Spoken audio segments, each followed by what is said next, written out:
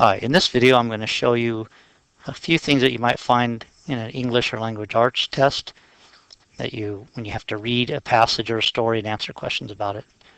First, I want you to see over here on this side that you have a little bar you can pull down to read, and again you can click this plus sign if you want to use the whole screen to read it, and the orange minus when you're not. So over here, as you can see, I highlighted some things, and you can do that by just clicking with your mouse, like here. Best of all, dragonflies are beautiful. I can highlight that with the left button on my mouse and then right click on it using the right button on my mouse, and I can highlight that selection. So then later on, if there's a question about that, I could go back and remember, oh yeah, I highlighted that. I thought that was an interesting fact or something I might want to remember. Over here you can see sometimes you might be asked, like, which word best describes Keith Wilson? Well, let's see, I'm going to say skillful, so I'm going to click on that. That's C, and I know it's selected because it's green or highlighted. And then down here I might select a passage to support my answer.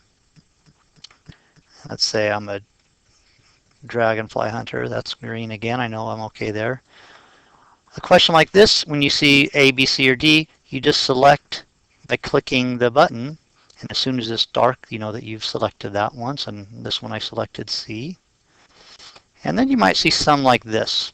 This is where it says, explain why the author is interested in dragonflies. Use details from the passage to support your explanation. So in here, I wrote some things about it, but then when I got right down to here, it says, Keith Wilson thinks that dragonflies are beautiful as they come in many patterns and colors. But I want you to see that this little bar just showed up. So watch what happens if I get rid of that. I'm just using the backspace.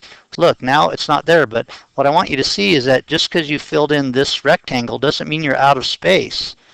So as I keep typing, I'm going to type the rest of the word pattern and then hit space. I'm going to keep typing and colors. See what happened?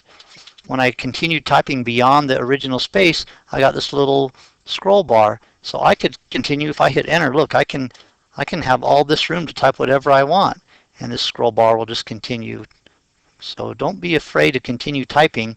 In fact, be sure that you get all your thoughts in and details when you're answering a question. And see, look at the difference between this one, because I haven't typed in this one, so it's a set size. But this one, as I've added more information, I have a scroll bar. So be sure to type as much as you need to answer your questions completely and correctly.